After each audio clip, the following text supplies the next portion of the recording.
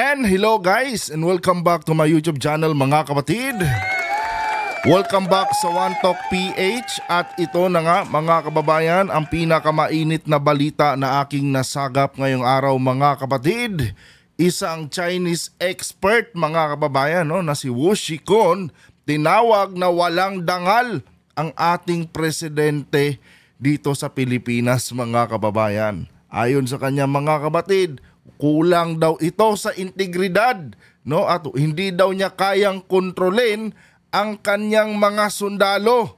Yan ang claim mga kababayan nitong binansagan nilang isang Chinese expert dyan sa China na si Wu Shikun. Pero bago tayo magpatuloy mga kababayan, huwag kalimutang mag-subscribe at pakilike ang ating video para i-share pa ni YouTube sa iba pang hindi pa nakakapanood. Ito guys, panoorin muna natin ang videong ito at bigyan natin ng ating opinion at reaction.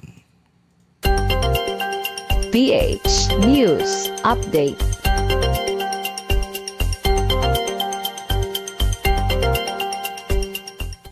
Lastly, can China and Philippines return to their normal bilateral ties under the current mechanism? So dito mga kapatid, tinanong siya ng reporter, itong si Wu Shikun, pwede pa bang bumalik daw ang Pilipinas sa ating normal na bilateral agreement dyan sa bansang China? Diba? Kasi nga, so kapanahonan ni Digong mga kababayan, napaka-close natin sa bansang China. And tingnan nyo mga kapatid kung ano ang sagot nitong ni Wu Shikun dito sa tanong na ito. It depends on the Philippine government and the new administration in the Philippines, but I am not optimistic about this, judging from the... Sabi niya mga kababayan, nagdidepende daw ito sa current administration. Yun ang sabi niya dito. Pero hindi siya umaasa mga kababayan, Hindi siya umaasa na may magandang relasyon pang mangyayari ang bansang China at ang bansang Pilipinas. Kung baga sinasabi dito mga kapatid, hindi ako sure kung maibabalik pa ba natin yung dating yung dating closeness ng China at Pilipinas, kasi nagdidepende yan ngayon sa bagong administrasyon. Tuloy. Administration in the Philippines, but I am not optimistic about this. Judging from the situation during the Marcos administration over the past 2 years, there are several reasons for my pessimism. Firstly, he's entirely pro-American. So yun na nga mga kapatid, Hindi siya sure na maibabalik pa ba sa dating relasyon ang Pilipinas at China dahil mga kapatid, pinaparatangan nila si BBM na pro-American daw. Pro-America daw ang Presidente Marcos. At may malaking impact ito mga kababayan sa sinasabing relasyon ng China at Pilipinas. Diba? Well, in my opinion mga kababayan, kung hindi nakita ng Presidente Marcos mga kababayan na masyado tayong naabuso nitong mga Chinese na ito, hindi naman lalayo ang loob natin sa kanila. Kanya nga lang mga kababayan, nakita natin kung ano ang ginawa ng China sa ating bansa. 'Di ba? Mapanglabas man o mapangloob mga kapatid, nahayag sa atin ang lahat. Itong mga katarantaduhan na ginawa ng China, kaya hindi niya masisisi kung bakit itong si President Marcos ngayon ay lumalayo ang loob dito sa China. Yun po yun mga kababayan. Tuloy. Secondly, he lacks integrity. Dito na mga kapatid. Sabi niya dito, kulang sa integridad ang ating mahal na Pangulo. Kulang sa integridad di umano mga kababayan. Parang sinabi na rin ni Wu Shikun dito mga kapatid, na walang dangal ang ating mahal na presidente. Hindi reliable, hindi mapagkakatiwalaan kasi kulang sa integridad sabi niya dito. So in layman's term mga kababayan, sinasabi ni Wu Shikun dito na si Presidente Marcos mga kababayan ay isang walang dangal na presidente. Ganon po yun mga kapatid. Paano mo nasabing walang dangal ang Presidente Marcos? Diba? Kawalan ba ng dangal ang ipagtanggol ang aming bansa laban sa mga masamang impluwensya na pinagagawa ninyo? Diba? Kawalan ba ng dangal na manindigan ang Presidente ng Pilipinas sa kung ano yung aming tinatawag na teritoryo na kung saan inaagaw ninyo? Kawalan ba ng dangal yun? Di ba? Ito yung sinasabi nilang kinikilala nila na eksperto di umano, mga kababayan. Ano? Paano to naging eksperto? Kulang siya sa karanasan, mga kabatid. Di ba? Dinidepensahan lang natin, mga kabatid, kung ano yung atin. No? Kung yan po ay kawalan ng dangal, so be it. Di ba? Wala kaming pake. Kung para sa inyo kawalan ng dangal yan, kakulangan ng integridad yan, wala kaming pakialam. Di ba? Basta kung ano yung amin, talagang ipaglalaban namin yan. Magkaubusan man tayo dyan. Di ba? Oh. Ang lakas nilang manglait sa atin, mga kapatid, ano? At itong si Wushikon, mga kababayan, pinapakinggan to ni Xi Jinping. Kinukonsidera ito ng mga kapatid, no? Yung mga opinion nito, kinukonsidera ni Xi Jinping. Ngayon, kung ganitong klaseng tao ang pinapakinggan ni Xi Jinping, mga kapatid, wala talaga tayong aasahan na magandang relasyon dito sa bansang China. Di ba? Napaka negatibo nilang klaseng tao, mga kababayan, ano? Ang bilis nilang mag-judge, pero hindi nila tinitignan kung ano yung ginagawa ng kanilang bansa dito sa ating bansa. Di ba? Ganon sila, mga kabatid. Anyway, tuloy natin to. Administration over the past 2 years, there are several reasons for my pessimism. Firstly, he's entirely pro-American. Secondly, he lacks integrity. Thirdly, he also cannot control his military. Ayan na nga, mga kabatid.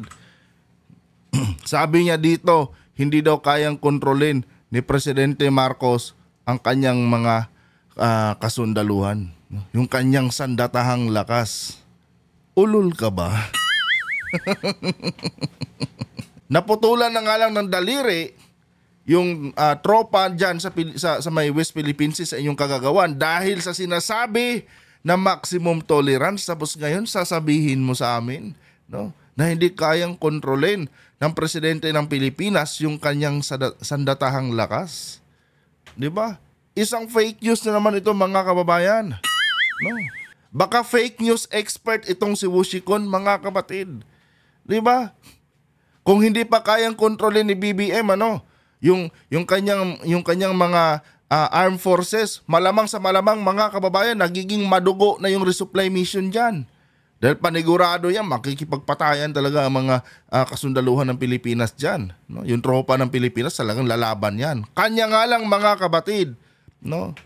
Dahil si BBM, ang Commander-in-Chief, no, inaantay ng ating mga kasundaluhan. Sa madaling sabi, mga kababayan, kung nag-aantay, nire-respeto ng ating mga sandatahang lakas, mga kabatid, ang presidente. Nire-respeto nila yung kanilang Commander-in-Chief at nag-aantay talaga sila ng orders. O Mr. President, ano bang dapat gawin dito? Maximum tolerance. Mag-maximum tolerance tayo. No? Di ba na maubos yung mga daliri nyo dyan? Di ba? Ganon yun. Tapos ngayon sasabihin nila, no, he cannot control his military. Bakit? May nakita na ba kayo, no, na nagmamalabis ang tropa ng Pilipinas sa inyong mga kasundaluhan? Di ba? Kung totoo lang sana yung sinasabi mong he cannot control, baka naubos yung mga tropa nyo dyan sa may West Philippine Sea. Grabe na yung pagtitimpi, no, ng sandatahang lakas, no, ng ating mga tropa dyan na nagsasagawa ng resupply mission. Grabe na yung pagtitimpi nila, mga kapatid. No?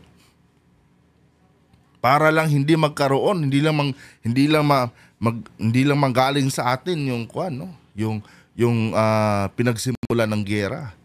'Di ba? Ito, mga kapatid, ano, isang uri ito, no, ng pagdi-distort ng katotohanan. No, yan po yung masasabi ko dito, mga kapatid. Dinidistort nila ang katotohanan, mga kababayan, no, sa pagbabaka sakali, no, na baka paniwalaan pa sila, no, ng iba't ibang bansa sa kabila ng kanilang ginagawang panghaharas sa ating bansa. Di ba? Ganun lang yun mga kababayan. Ganun ko nakikita itong mga bagay na ito. Sinusubukan nilang i-distort yung katotohanan mga kapatid, no? Para ipakita na ang Pilipinas di umano ang sumisira sa relasyon ng China at Pilipinas. Di ba? Nakakatanga mga kababayan, ano? Kaya pala paiba-iba itong direksyon ni Xi Jinping, no? Walang maayos na plano sa kanyang bansa mga kababayan dahil yung mga pinapakinggan nila, no, na mga eksperto ay tulad nito ni Wu Shikun. Di ba? Matatawag natin 'tong mga kapatid na isang taong walang dangal, walang integridad, no? Ang bilis mong magbigay ng judgment mo sa leadership ng current administration ni hindi mo nga inaalam kung ano ba ang pinaggagawa ng inyong bansa dito sa aming bansa. 'Di ba? Gina-judge mo na agad dahil hindi pumapabor sa inyo, no, yung ginagawa ng presidente ng Pilipinas. 'Di ba? Nasanay kasi kayo, no, na yung dati yung presidente dito tuta ninyo. 'Di ba? I mean, real talk lang mga kababayan. Nasanay kasi sila kay Duterte mga kapatid na lahat ng gusto nila, no, binibigay ni Duterte. Kasi nga tuta siya eh. Tuta siya ng China eh. Eh ngayon, no, tinawag nila, no, na walang integridad, walang dangal, hindi mapagkakatiwalaan ang presidente ng Pilipinas ngayon dahil hindi pumapabor sa kanila yung mga desisyon na ginagawa ng presidente. Uulitin ko mga kapatid, ano, hindi naman magiging ganito ang sitwasyon kung maayos lang, kung nakikita lang sana ng Presidente Marcos na maganda yung ginagawa ng China sa atin. Wala namang tangang presidente na lalayo ang loob sa inyo kung maayos yung pinapakita yung impluwensya sa mga Pilipino eh. O sa kahit saang bansa, no? Hindi naman kayo tutuligsain ng kahit sinong leader dyan kung may magandang hangarin kayong pinapakita sa kanilang mga bansa. Pero yung ganitong ginagawa nyo, talagang lalayo ang loob ng Pilipinas sa inyo. Kahit sinong leader, hindi lang sa Pilipinas. Kahit sino, lalayo sa inyo. Kaya nga, ang dami nilang kalaban eh. No? Ang dami nilang kaaway na bansa eh. Dahil talagang swapang sila at mapagsamantala mga kababayan. Di ba? Ganon ang China mga kapatid. Tapos ngayon, ano, lakas-lakas ng loob kasi tayo patuloy ang walang integridad ngayon. No? Presidente patuloy ng Pilipinas ang walang integridad. Ay nako, dapat talaga mga kababayan, ano, maging maingat tayo sa pagpili ng leader. Hindi ko 'tong sinasabi mga kababayan ha, para iangat si Marcos. Kahit wala na si BBM mga kapatid, no, dapat next time pag buboto tayo, siguraduhin natin na yung susunod na presidente mga kababayan hindi pro-China. Kasi nga mga kapatid, ano, isang mali lang natin, masasayang lahat ng ginawa ni President Marcos ngayon. No? Si Presidente Marcos ayaw niya yung mga pang-aabuso ng China. Hindi kinukundina niya. Kasama ang iba't iba pang mga kaalyado nating bansa, kinukundina nila mga kapatid. No? Yung ginagawa ng China. Ngayon, sa susunod na election mga kababayan, no, pag minalas-malas ang Pilipinas at isang pro-China ang maupo dyan, lahat ng itong ginagawa ng ating presidente mga kapatid, no, sa loob ng 6 na taon, mababaliwala lahat yan. Di ba? Marami namang mga gustong maging leader sa ating bansa, no, na matino. Kaya mamili tayo, marami yan sila. Di ba? Iwasan natin yung mga leader, mga kababayan, na ang hangarin ay pansariling interest lamang nila at kapangyarihan lang. No? Yung gutom lang nila sa kapangyarihan, yung kanilang iniisip. Yun ang dapat nating iwasan mga kapatid. Isang example na nga dyan, itong si Duterte, mga kababayan. Na-addict kasi sa kapangyarihan, kaya ngayon talagang nagwawala sila, napaka-wild nila ngayon mga kapatid. Ano? Kung ano-ano nilang mga pangako pinaggagawa nila para maibalik lang sa kanila yung kapangyarihan na dati nilang hinahawakan. Anyway mga kababayan, hanggang dito lang itong video na ito. Kung nagustuhan niyo po, huwag kalimutang mag-subscribe at paki-like ang ating video mga kapatid para i-share pa ni YouTube sa iba pang hindi pa nakakapanood. Hanggang dito na lang. Adios.